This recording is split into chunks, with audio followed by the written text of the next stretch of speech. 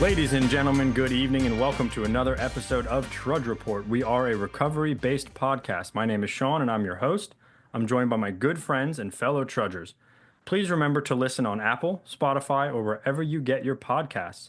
Videos will be posted each week so you can watch episodes on YouTube and Facebook, but as always, please be sure to download on your listening platforms. Remember to like and subscribe on all social media outlets with the handle at Trudge Report Pod. We are brought to you by Stella Mix Podcast Management. Gentlemen, good evening. Got the Trudge Trio at the moment.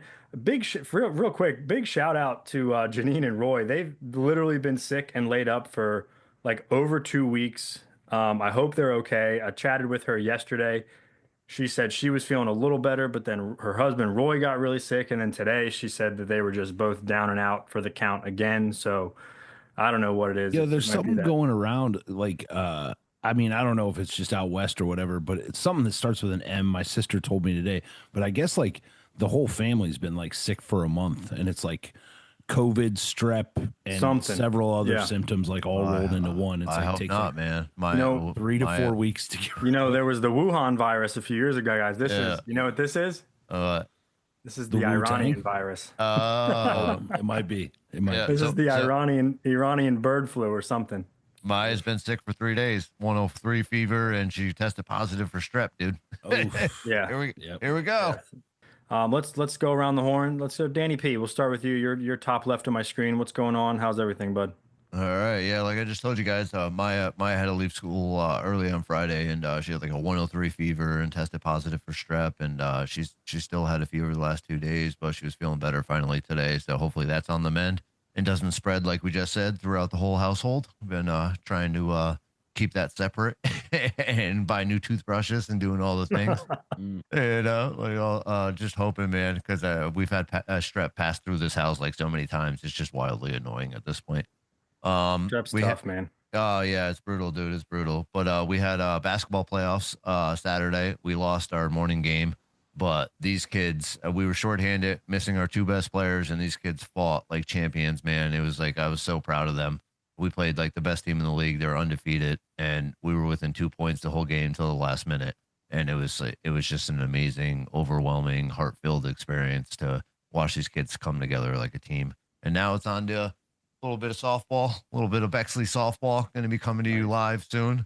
And I'm trying to think what else I have. Oh, UConn, because we got to admit the losses too. We can't just say the wins. UConn had an awful loss, but hopefully it's a motivator. We'll see what happens. Just shot the ball awful, but we'll see what happens. Big still week almost pulled it out.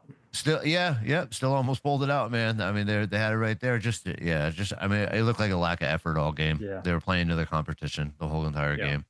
Trying to think what else is going on. Yeah, I think that's about it, man. Work and everything's pretty normal, and I'm going to be traveling out to Connecticut this coming weekend and buying tickets for the Big East Championship and hoping that UConn makes it there and go with my son and my cousin and everything like that.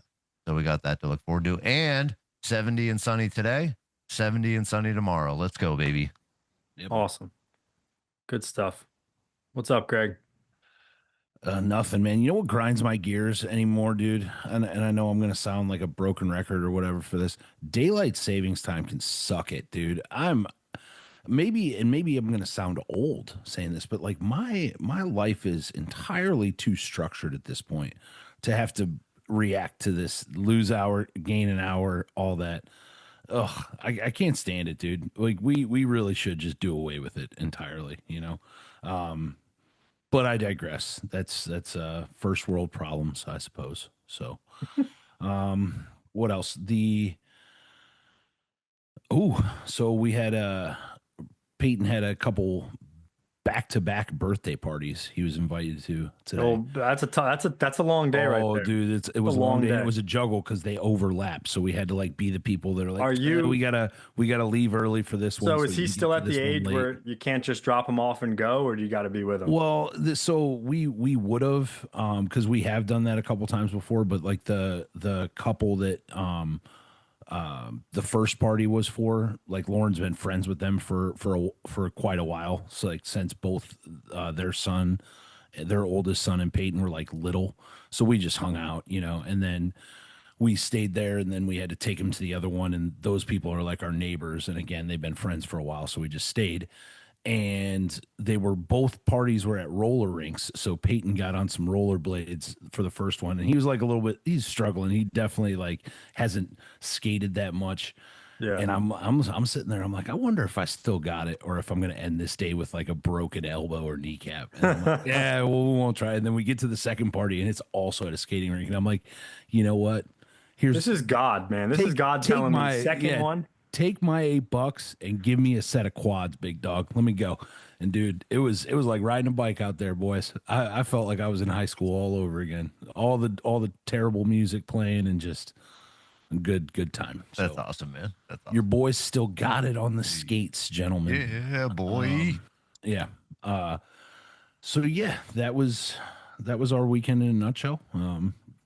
Pretty chill, fun time. We do have a wedding venue picked, so we are going to be signing a contract, I believe, this week. Let's go, baby. Yeah.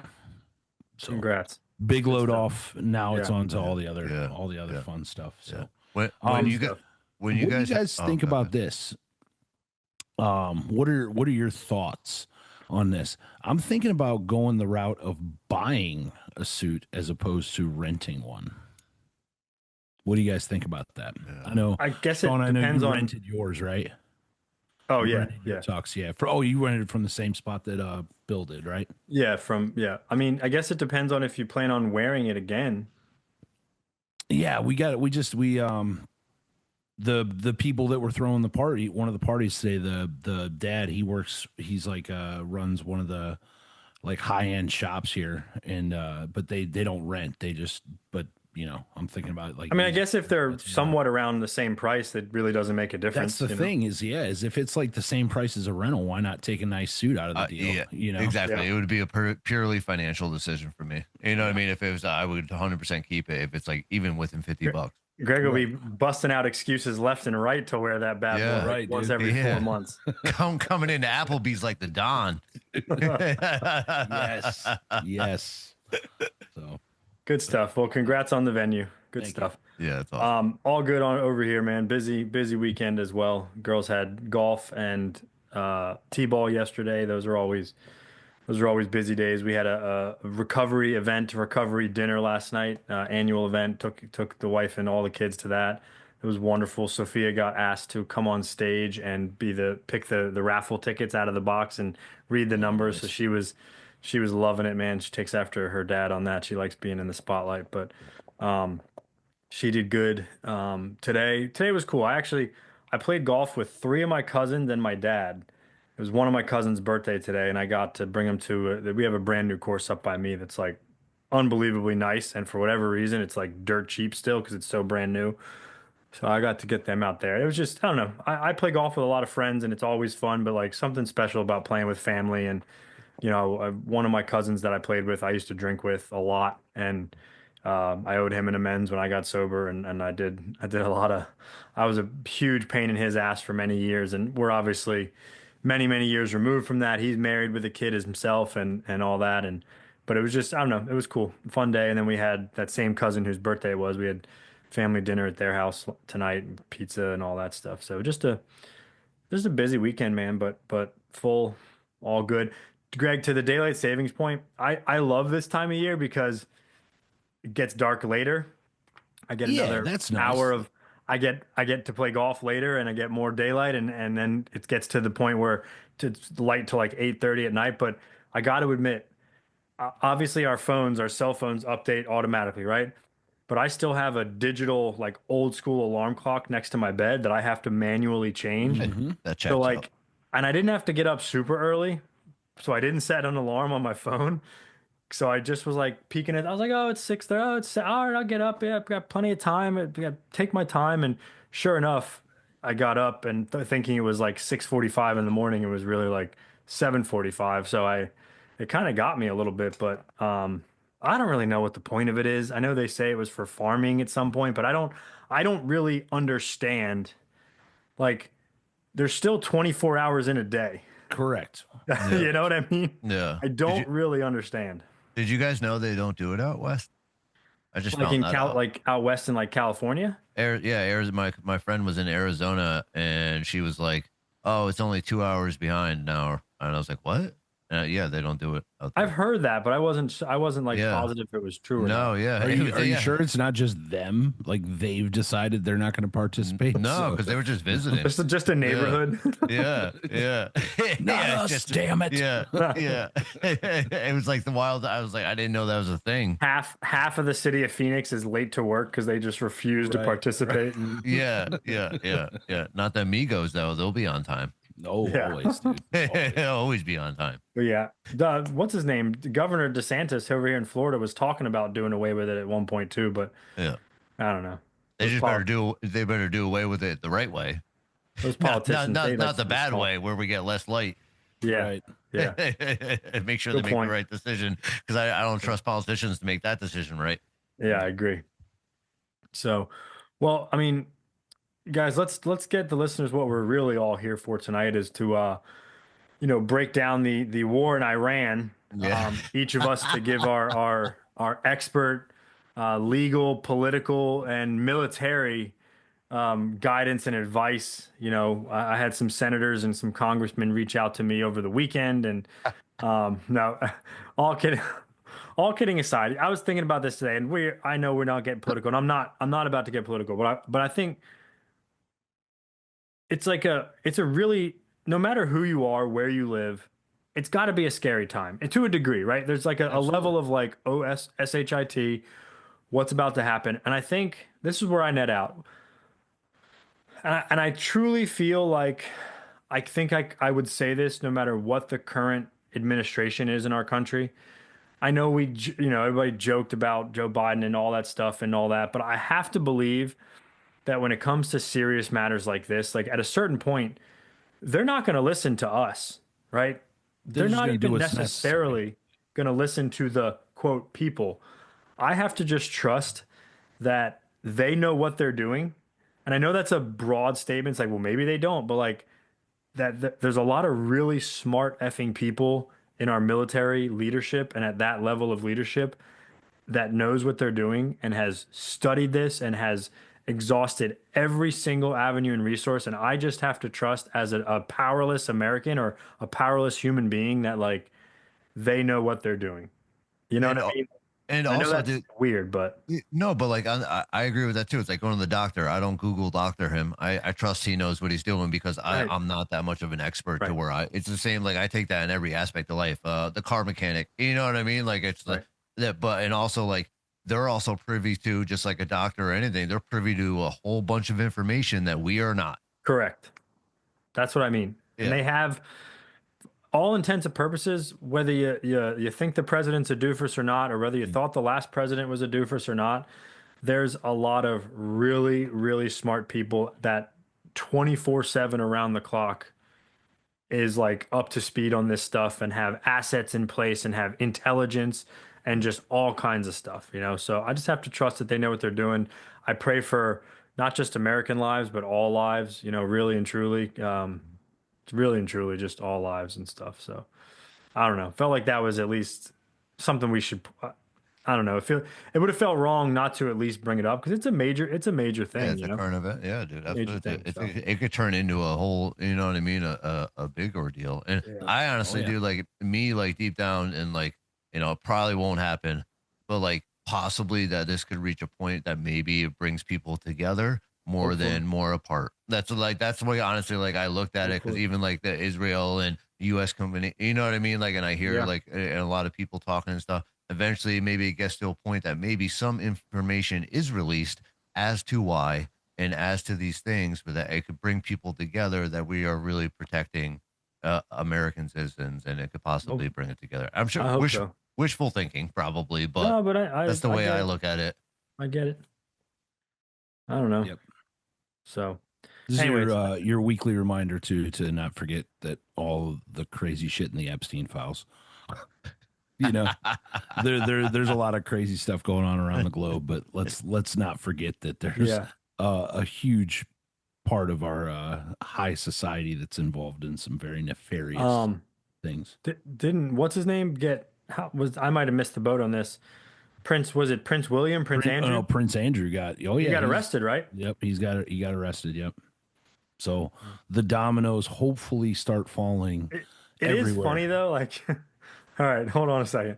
It is funny that the one person of real substance noteworthy that's been arrested is not an American. Like Yep. it is a little like, Well, but I think it speaks volumes, and I think that we need to really kind of take that tack in America because like the royals are supposed to be untouchable right. in England, Yep. right? They are not governed by the same set of laws that the rest of the people are.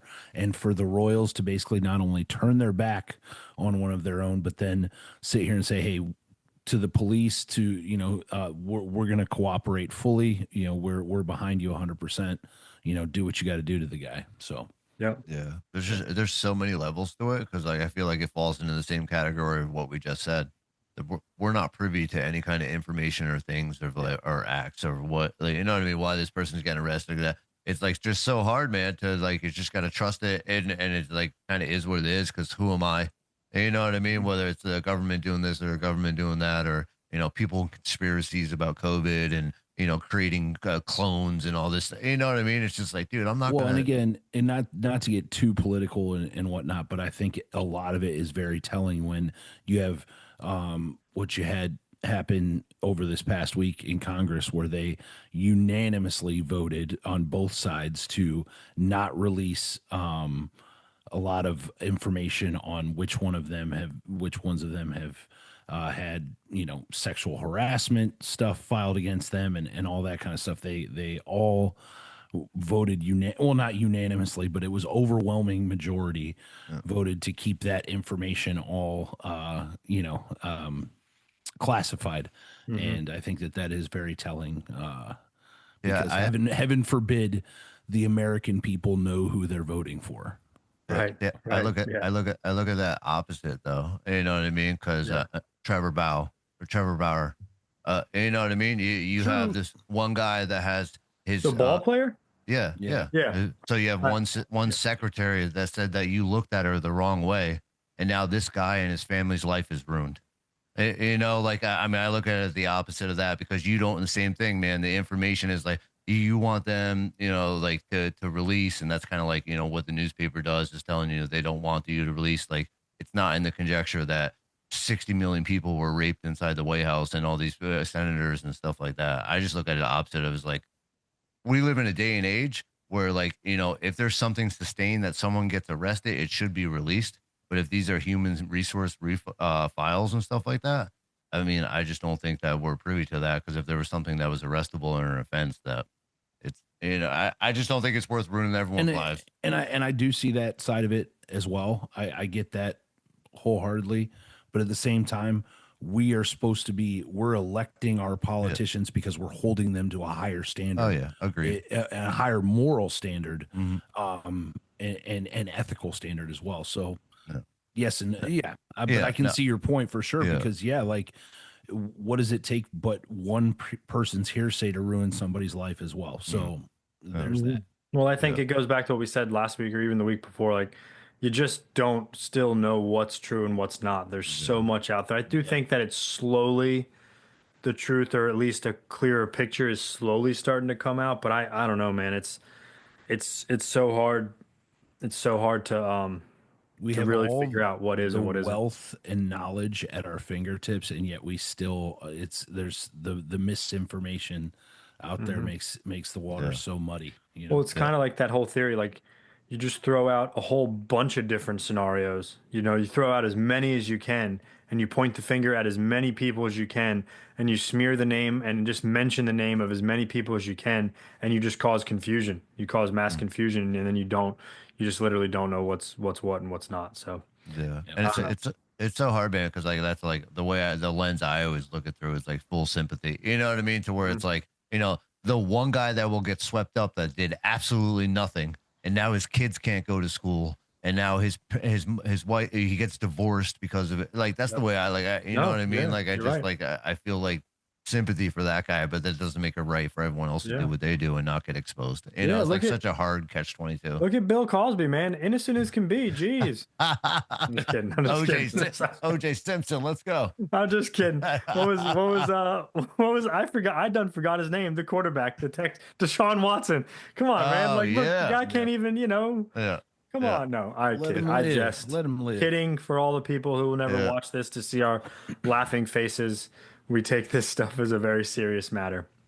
All right, guys, let's pivot, as Ross from Friends would say. Pivot.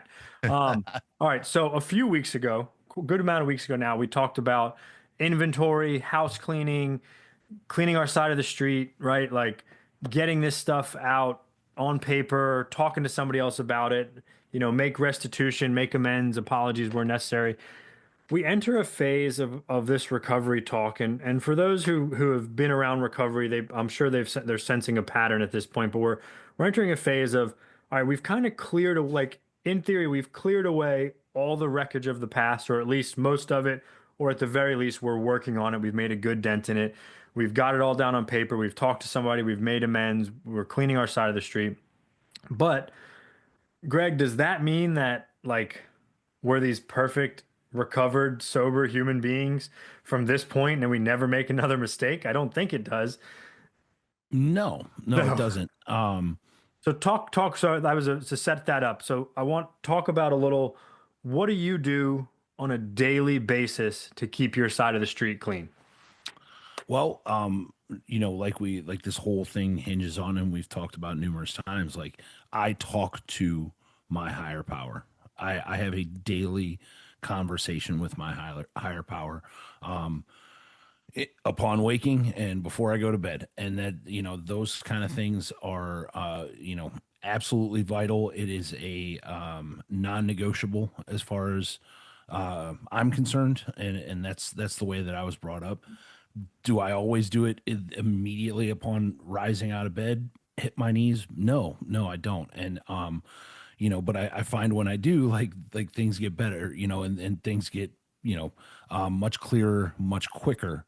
But, there's times I wake up at 4 a.m. I'm trying to be quiet and not rumble around the bedroom and wake up my fiance, things like that. So, but I have a daily conversation, and just like our literature talks about, I keep it very close to what that is like I look for throughout my day, in the morning, I'm asking for God's grace, right? I'm asking for, direction in my day. And then upon, in the evening, what I'm looking for is where have I been selfish, dishonest, resentful, fearful, self-seeking, all that kind of stuff.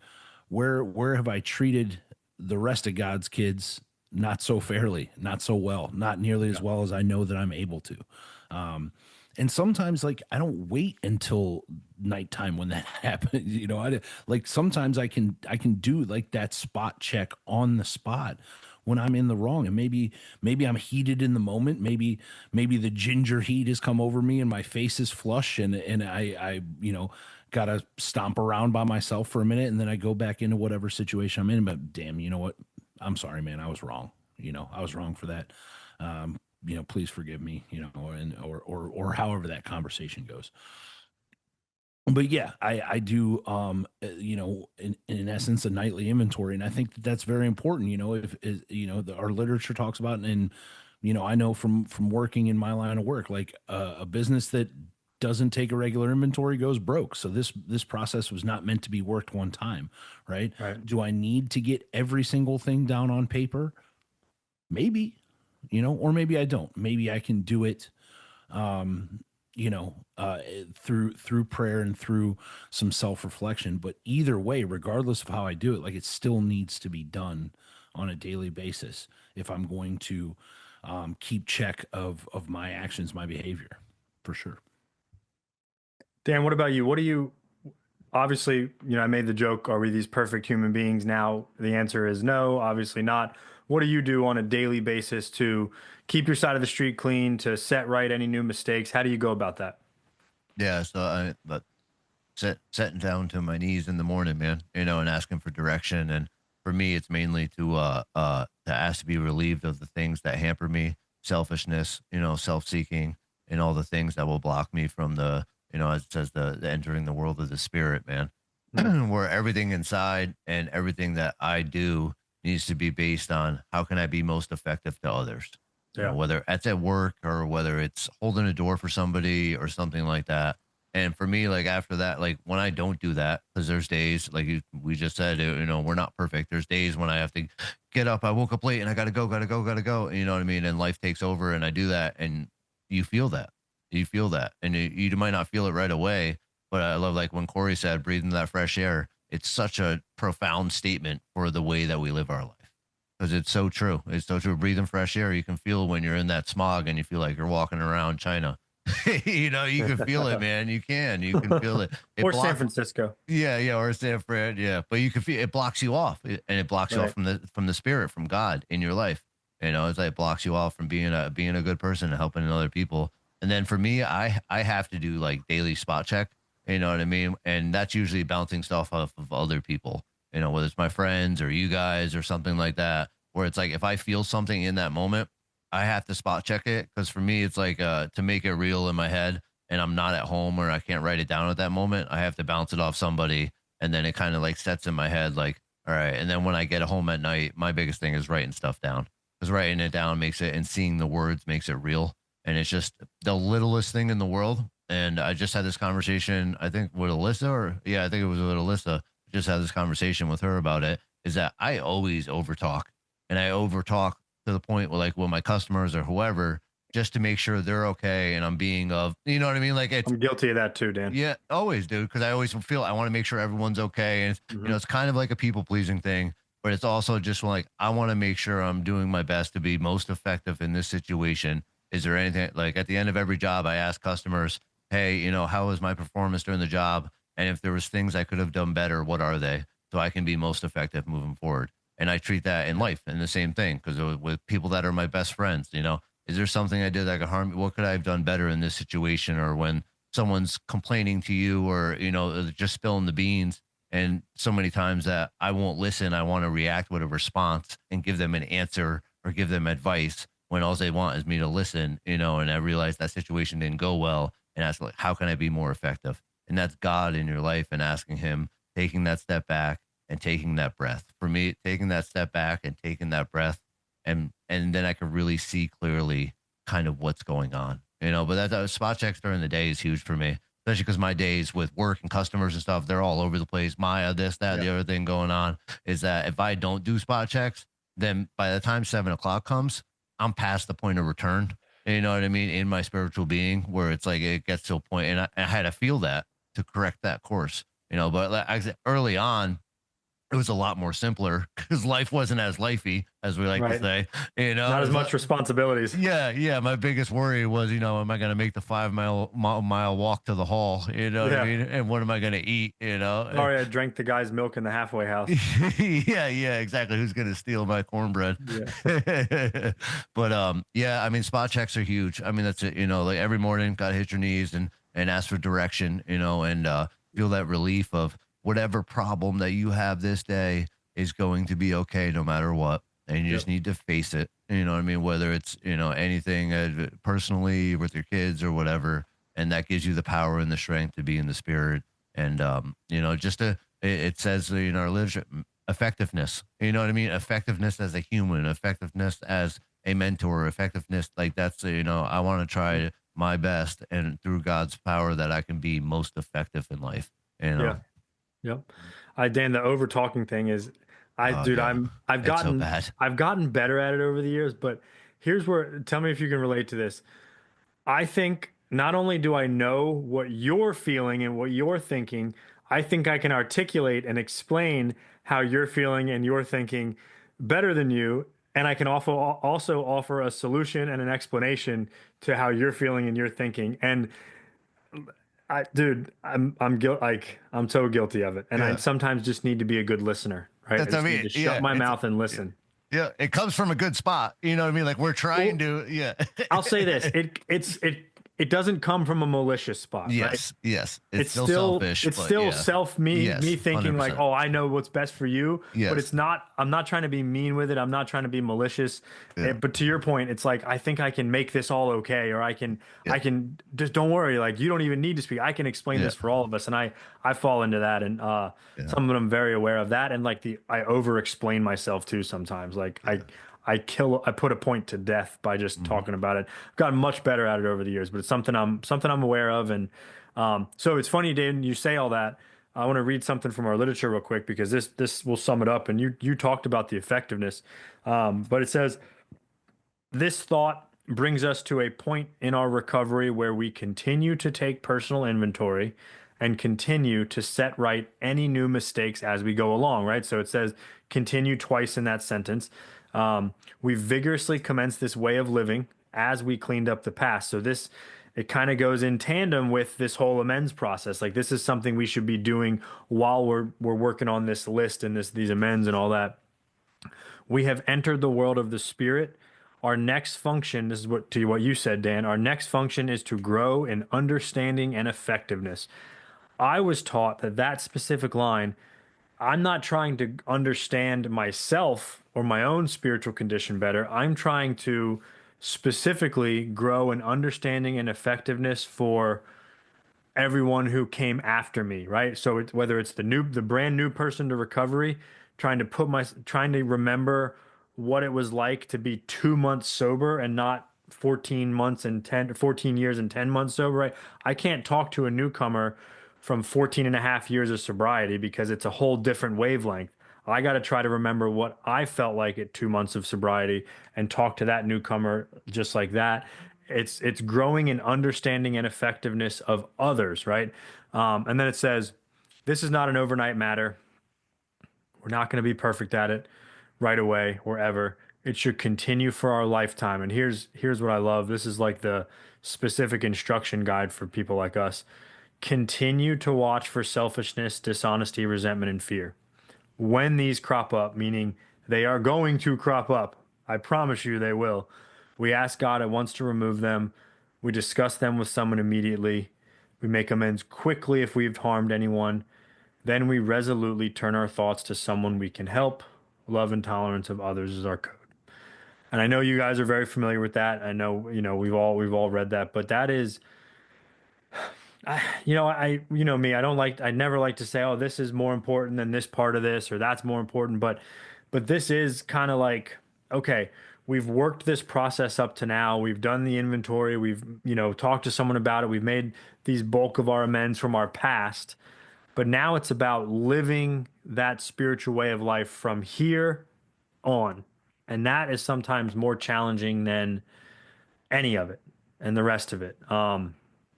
So, Greg, like this idea of progress, not perfection, or progress versus perfection, right? Because there's another point in our literature that says we claim spiritual progress, not spiritual perfection. And many people take that out of context. And what do they say? They say, oh, it's progress, not perfection. And no, Right. it's Cliche not what the city. literature says. Yeah. The literature says spiritual progress, not spiritual perfection. But with that thought in mind, Greg, how do we keep from falling into what we would call morbid reflection or beating ourselves up for every tiny mistake?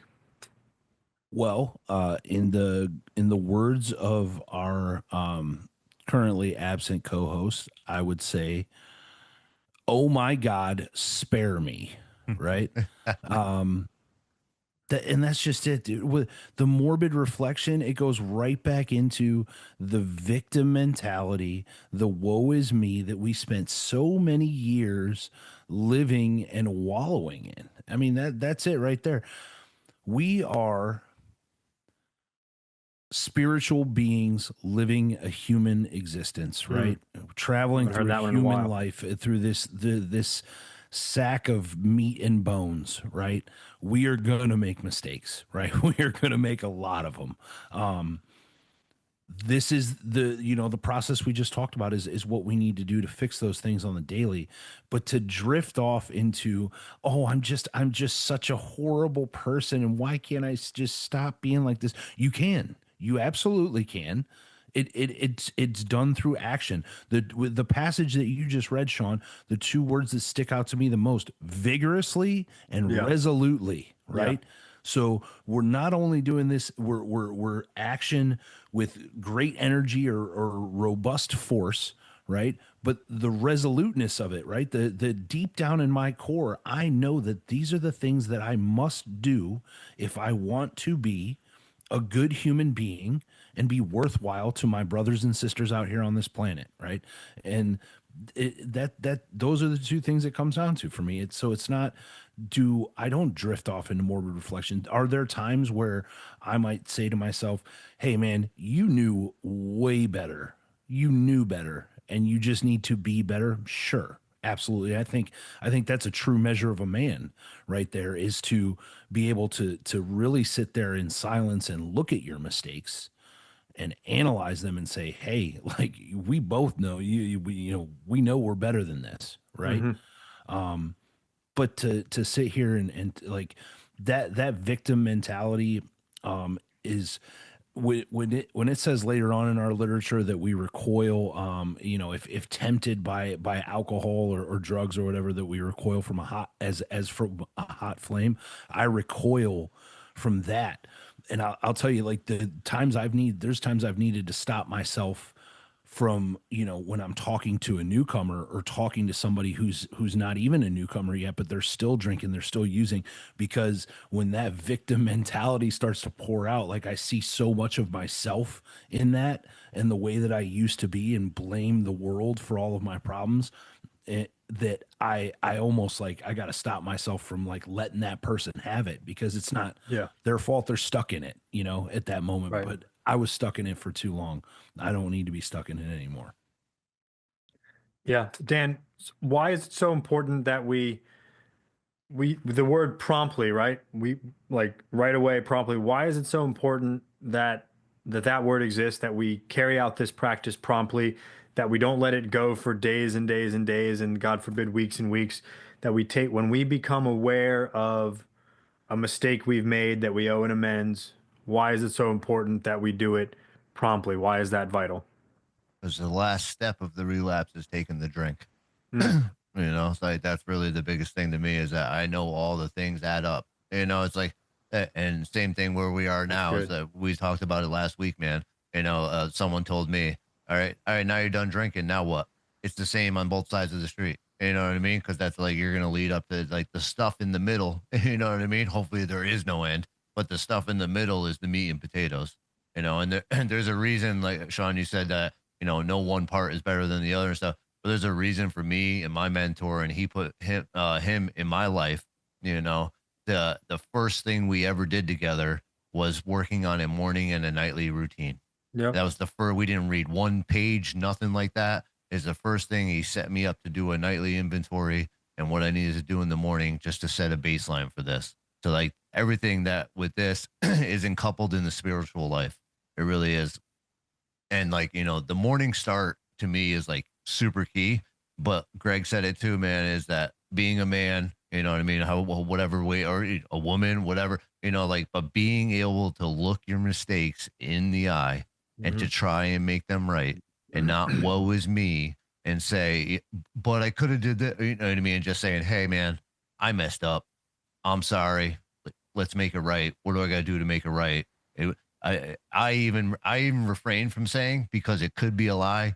I do not say I won't do it again.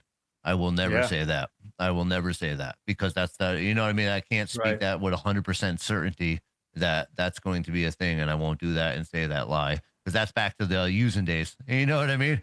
Oh, mama, I promise it won't happen again. It was Yeah. only $20. Like, but like those are like things that's, I won't say that. But yeah, I mean, really, to me, like, you have to do the stuff in the middle, because it all adds up, man. It's just slowly that little thing that, you didn't hold. I mean, for me, it's like stupid little stuff. I didn't hold the freaking door for that woman that was behind me, and that'll eat me up. You know what I mean? And it's like that, or I didn't do this for this other thing, or dude, I mean, I don't know how, if you guys ever experienced that, like, if you go into a gas station or something like that and someone doesn't have enough money to pay, I will always pay every single time. You know what I mean? Like, and it's just these things that add up. And People call it karma or whatever, but that's like the spiritual life that you live and those things and how you're going to be Hmm. effective, in your spiritual life to other people, whether it's, people in a recovery meeting or whatever, is just the effectiveness takes the totality of who you are as a human being in the world to be Yeah. effective. Dan, I love how you open that with because the drink is the last part of the relapse because Mhm. man, you're absolutely right. Like all these little things, these little missteps, these little, mess ups that we have in and of themselves, they don't make us bad people. We're not bad recoveries. We're not this, we're not that. But like if we let them pile up and they continue, as my, late mentor Papa Ron would say to me, he said, "Son, I don't care if you make 100 new mistakes today." He said, "Just try and not make the same mistake over and over and over again, right? Because, we let those things pile up, and you're absolutely right. And it kind of brings into another point that I want to talk about, but like you let all these little things pile up, and that produces guilt, shame, remorse, whatever you want. And that is what shuts us off from this. Eventually, that breeds resentment. That's what shuts us, or at least it's easier to catch a resentment, right? When I'm not in a good place and I'm riddled with guilt, shame, and remorse, it's much easier for me to catch a resentment than if I'm in fit spiritual condition. And if I have all those things and I catch that resentment, I shut myself off from the sunlight of the spirit. And now I'm in real dangerous territory, heading back for the drink. So that kind of brings me to, and I don't really know how I want to frame this, so maybe you guys can help, but the emotional hangover part, right? I get, this part of the process, the spot check inventory, the trying to correct any new mistakes as soon as we become aware of them. Let's say these occur in the grocery store, in the workplace, even at home, right, with our loved ones. Should we try to correct these as soon as they happen? Or I guess this is three part. As soon as they happen, or once I become aware of them, because those two things are not always simultaneous. I walk away from a situation many times thinking like I didn't do anything wrong. That person's the more at fault. I'm good. And then 2, 3 hours later, a day later, whatever, I'm like, you know what? Damn, I did mess up. I did have a fault. I was selfish or dishonest or whatever the case may be. So should I do it right away? Should I do it as soon as I become aware of it? And then the third part of that is, are there situations where I should maybe wait a little bit, let things cool down, let cooler heads prevail, and then seek out a conversation? Greg, what do you think? Did that make sense? You kind of get where I'm Yeah. going Yeah. with that? Yeah. Yep. I think that it's all situational based. I mean, Okay. obviously, if it's something like in the middle of a grocery store or something like that, and you do feel even in the moment, um, like you're in the right, but then it very quickly becomes like it doesn't. At the end of the day, this a lot of these things don't boil down to right or wrong. It boils down to, hey, we interfered in somebody's day in a not so great way, and even though if we didn't think it was negative, maybe they thought it was, and so maybe we need to make that right. So I think something like that should be handled right away. I have said this before, and I firmly mean it. Like, I think that the one of the biggest keys to success in a relationship with your loved ones, especially with your spouse, your significant other, is communication, right? Because the communication will help to eradicate resentments before they start to really grow and fester. I don't Lauren and I, we don't go to bed angry. That's not to say that we don't go to bed sometimes with some things that might need chewing on for a day or two, for sure. But if it, like, I can't sleep. You know what I'm saying? Like, I can't, like, I'm big on my sleep, boys. I like my sleep. I usually fall asleep real easy like a baby, but Well, Big Red sleeps hard there, a Dan. big Yeah, red sleeps hard, boys. But they get so mad when you sleep so peacefully in a but fight, though.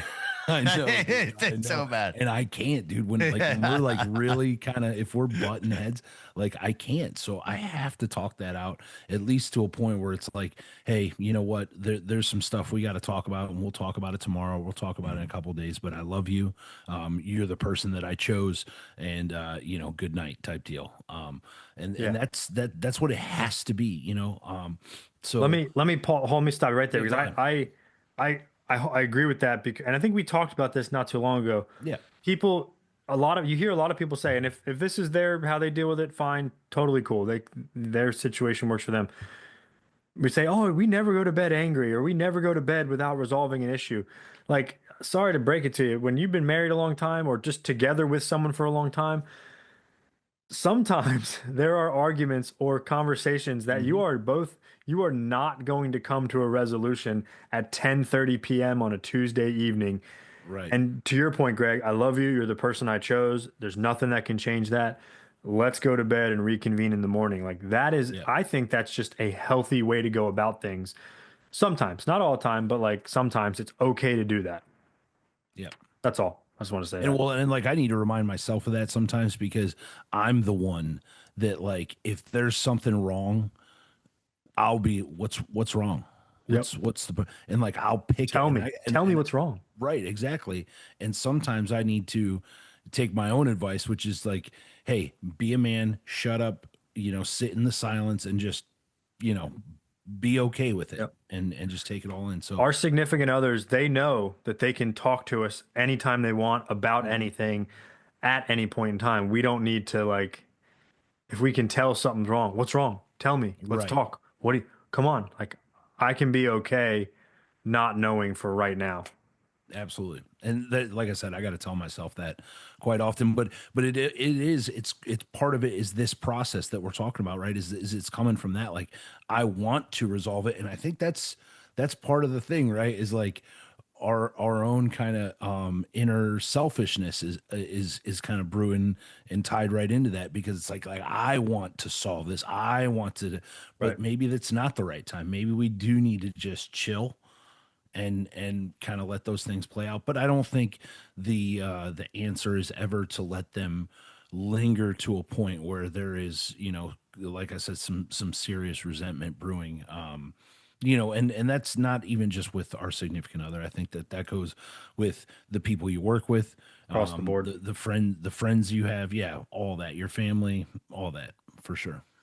Danny, so I'll use your work as an example if that's all right. Like when you have a misstep with a customer or a client or another business, maybe you get supplies from, materials from, are you correcting that right away? Or is it like, you know what, I'm going to circle back at the end of the day and talk to that vendor and talk to that whatever or that customer? What does that look like? Or is it all situational dependent for you too? It's kind of situational, but I would say 85% promptly. Yeah. It's situated because a lot of my customers are like family, man. Where it's like I know their schedule, and I'm like, he's with his kids at night and stuff, so I'm gonna let that simmer till the morning. I'll see Right. him most of the time. If there's any qualms with anybody, hey, are you gonna be home? I'll be there in 10 minutes, and it's face to face. I won't do text. I won't do phone calls. It'll Sure. be a face to face conversation because that's the only way that I feel it's okay to get my point across. Of Yeah. hey, I'm sorry, man, I didn't mean to do this and stuff like that. We're via text and any of that stuff.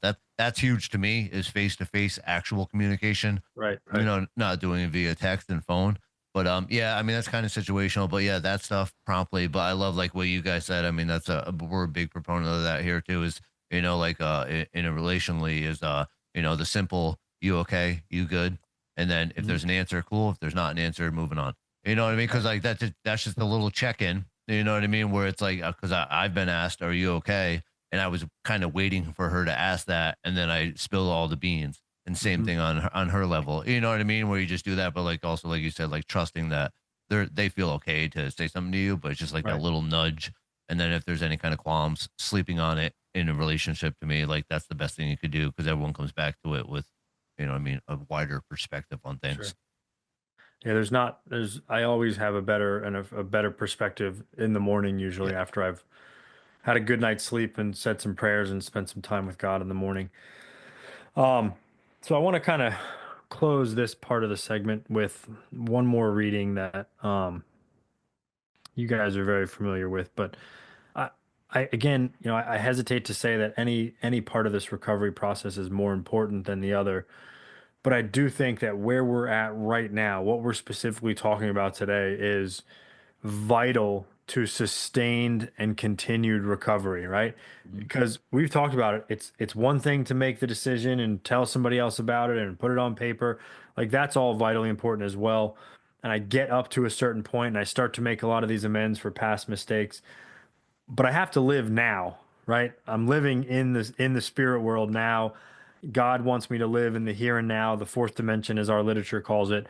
So if I'm making all these, and we know people like that just continue to butt heads with people in recovery currently and time again. And it's probably a deeper conversation, but um, this should kind of wrap things up as best we can. It says we have ceased fighting anything or everyone, even alcohol, right? I don't see threats anymore the way I used to. You know what I mean? Like, but when I was drinking, you were trying to steal my girlfriend, you were trying to rob me, you were trying to whatever, get my money, Yeah. you Everyone's know, out to get me mentality. everyone's out to get Yeah. me, you're Yeah. talking shit about me, whatever. I Mhm. don't see the world that way anymore. I have a vastly different perspective on the world. I don't see threats anymore. I'm content with self. Are there things I'd love to like change? Would I love to shed a few pounds and get more in shape and do this and make more money? Yeah, obviously, but like those are just and those can be positive, ambitious things too. But when all's said and done, like I am comfortable with who I am. I'm comfortable in my own skin. I'm comfortable with my family. Um, so like I don't see threats in the world like I used to. So I've ceased fighting anything or anyone. Sanity has returned. I'll seldom be interested in liquor. If tempted, we recoil from it as from a hot flame. We react sanely and normally, and we will find that this has happened automatically. We will see that our new attitude toward liquor has been given us without any thought or effort on our part. It just comes. That is the miracle of it. We are not fighting it, neither are we avoiding temptation. We feel as though we have been placed in a position of neutrality, safe and protected. We have not even sworn off. Instead, the problem has been removed. It does not exist for us. We are neither cocky nor are we afraid. That is our experience. That is how we react, so long as we keep in fit spiritual condition. Now, I know we all read this and were introduced to this earlier on in our recoveries, and it's specifically in this context talking about alcohol, but I truly believe that it has a much deeper meaning in context, and we can take the word alcohol away and say, for by this time sanity will have returned, we will seldom be interested in self, right? We are still selfish at times, but we are less and less selfish. We are more and more, what can I do for you rather than what can you do for me? Um, we go, we will see that our new attitude toward life, toward whatever has been given us without any thought or effort on our part. Uh, you know, we're not, if, what does it say? We are not even sworn off. Instead, the problem has been removed. It does not exist for us, right?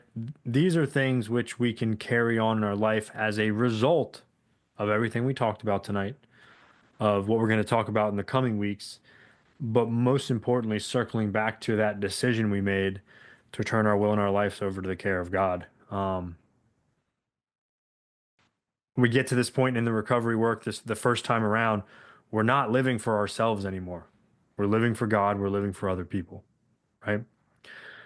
So I don't know. It's always Closing so wild. thoughts.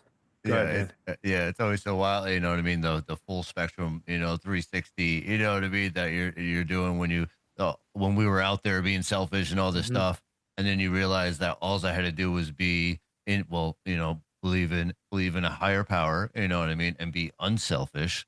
And these things, like when I all the time thought that I could fix every single problem, I could do this, I could do that, and there's just like the revelation of like, wow, that was a lot easier than, I thought it could have been. Hmm. I had so many answers that they never worked. It was so weird. Yep. It's just wild. Yep. Yeah. Anything? Uh, Anything, Greg? I just think that like I do like what you said about how we can kind of plug anything into that piece because certainly I remember the feeling, actually very vividly. I remember the feeling of the first time where it was like, oh, that's just booze, or that's just whatever it is, and I don't feel the need.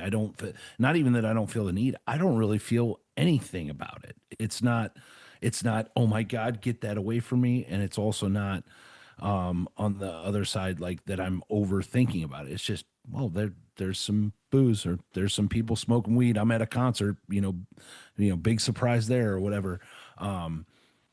But I certainly do think, like, yeah, we can put other things into there, and see that this process is working in our lives, for a lot of stuff, because like I said, the drugs and the alcohol couldn't be further away.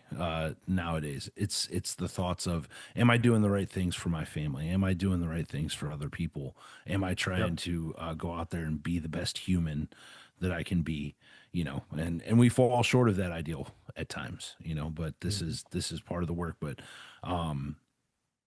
the whole goal, like you were talking about, is, maybe we aren't necessarily like going through the whole process again. And thank God for that, right? But we are doing this daily stuff to maintain our spiritual condition, and not even maintain it. I wouldn't, maintain's not the right word. I would say to grow it. Grow it, right? So that we keep continually, hopefully, striving towards the goal that our higher power has set for us. Yeah. And we need each other to do that. We need to be able to push each other and hold each other accountable, Yep. even when we make mistakes and missteps. So we each of us have solid women on our sides to help us do that, That's right. in one form or fashion, whether we like it or not. They are quick to tell us. Hell, my kids are quick to tell me and point out when I'm being grumpy, So They're the all right. most honest ones. They are always. truly. Always. Um, Sean, does Catherine ever, when you start over speaking and giving her word salads, does she give you the eye? Alyssa gives me the eyes. She's like, stop putting fancy words in front of my face right now. Just stop it. Catherine has this. She gets this look, and she gets a look, and she'll just start to hit me with the hand. Okay, whatever, Sean, whatever. And that's how I know that I've hit that point, and that anything I say from here on isn't getting through. Yeah. And she's not coming to the table on, but I still think I can. I still think I got to drive that point home sometimes, but no, she is. It's tough. So, all right. Real quick before I meant to bring this up in the front of the show. So anybody who does not like college basketball can totally just stop listening at this point to this episode. But real quick, Greg, Dan, the Miami of Ohio Redhawks. Oh yeah, dude! I watched the game, dude. Bro, I started really paying attention when they were like 20-0, so like 10, 11 games ago, and I mean just wild games, wild finishes. Did you watch the game recently? Oh, I watched the most recent one Friday night. Yeah, it's crazy. Two MAC teams putting up 110 plus points. 110, dude. Bro. I was like, what? And the little point guard, man, it was 100 at end of regulation too. It was 100 already. It was wild. Just wild stuff. Highly entertaining. Highly entertaining. Yeah. It shall be an interesting tournament. I know. I'm hoping, in all seriousness, because I think even if they lose first round of their conference tournament, I think they're going to get an at-large bid, not be part of Dayton, not in the play-in. No, they better. They'll get a seed. Yeah. Even if they lose. Yeah, I think so. I would love to see them get to the Sweet 16. I think that is not too far-fetched, especially matchup dependent. You know what I mean? Yeah. I think that would be a wildly successful story if they could get, because if they get bounced in the first round, it's like, then it's like, oh yeah, they were undefeated, but they didn't play anybody, which is not untrue. They really don't. They really haven't played, and not for lack of trying. I know they tried to schedule, but just some awesome finishes, awesome games, down to the wire, clutch shots. I mean, what a Travis Steele, what a highly entertaining group to watch. Yeah, you talk about Cinderella, man. The way they've won these games, like Crazy. this would be the most epic college Great. basketball movie ever. If they could ever just make it to the Final Four, it would be amazing. Oh, it would be wild. So I'm excited. Love it. Love this time of year. One more week, conference tournaments, and let's rock and roll. So, Yes, sir. Yes, sir. all right, boys. Shout out to our listeners. Please like, follow, and share on all socials at Trudge Report Pod. Email us, trudgereportpod@yahoo.com. Send in your mailbag requests for topics, questions, and comments to any of these handles. Remember, we are all here if anyone wants to talk about recovery, our experiences, or if you're struggling with some form of addiction. Thank you again to Janine and Stella Mix Podcast Management. Good night, God bless, and may you trudge the road of happy destiny. We will see you next week.